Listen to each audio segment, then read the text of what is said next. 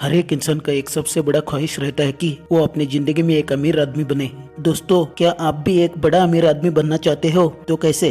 पता नहीं। आज मैं आपको अमीर बनने का ऐसे सीक्रेट्स बताने वाला हूँ जिनसे आपको अमीर बनने से कोई भी नहीं रोक सकता। नेटवर्थ। आपका नेटवर्थ आपका सभी एसेट्स और डेब्ट्स के टोटल वैल्यू है। आपका नेटवर्थ नेगेटिव या पॉजिटिव या जीरो हो सकता है, लेकिन आपका गोल होना चाहिए कि आपका नेटवर्थ पॉजिटिव हो। पॉजिटिव नेटवर्थ बिल्ड करने के लिए आपको 3 चीजें करनी चाहिए। सेविंग, इन्वेस्टिंग, अपने लोन या डेब्ट को जल्द से जल्द चुकाना होगा। Net worth equal to assets minus liabilities. Assets, कुछ भी चीज जो आपके नेटवर्थ को पॉजिटिव वैल्यू दे उसे एसेट्स कहते हैं। एसेट्स डिफरेंट शेप और साइज में आते हैं, जैसे कि gold, cash, patents, real estate और इन्वेस्टमेंट्स। एसेट्स 2 टाइप्स के होते हैं, डिप्रिसिएटिंग एसेट्स और अप्रिसिएटिंग एसेट्स। अप्रिसिएटिंग एसेट्स जो जिनके प्राइस ओवर द टाइम बढ़ते जाते हैं। Examples are real estate, precious metals जैसे gold, silver, stock market investments. इसलिए आपको लॉन्ग टर्म ग्रोथ के लिए अप्रिसिएटिंग एसेट्स पे अपने पैसे को इन्वेस्ट करना चाहिए।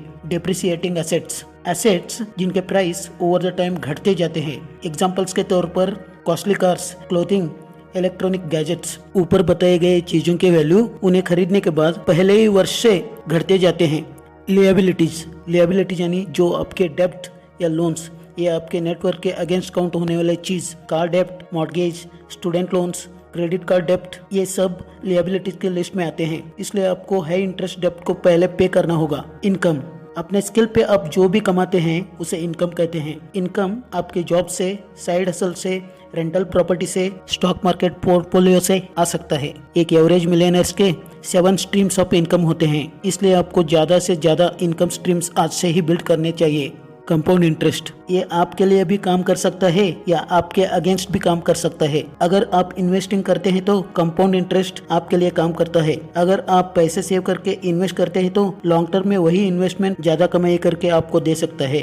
वैसे ही किसी भी टाइप के डेब्ट या लोन आपके अगेंस्ट भी काम कर सकता है। जो कर्ज आप नहीं चुकाए तो फ्यूचर में वो कंपाउंड होके आपके बर्बादी का कारण बन सकता है। सिंपल इंटरेस्ट कंपाउंड इंटरेस्ट से उतना अच्छा नहीं है, लेकिन आपके सेविंग्स पे इंटरेस्ट अर्न करके दे सकता है। लेकिन जो इंटरेस्ट आपने पाया है उससे और इंटरेस्ट नहीं कमा सकते। लेकिन कंपाउंड इंटरेस्ट में आप सेविंग पे इंटरेस्ट पाते हो और उस इंटरेस्ट पे और इंटरेस्ट पाते हो, यानी आपके पैसा कंपाउंड होते जाता है। इसलिए कंपाउंड इंटरेस्ट सिंपल इंटरेस्ट से ज्यादा बेहतर है। इसलिए कंपाउंड इंटरेस्ट को दुनिया का 8वां अजूबा भी कहा जाता है। दोस्तों, अमीर बनने के इन राज को हम आगे कंटिन्यू करेंगे। तब तक के लिए जोश में रहिएगा, जोश में जिएगा।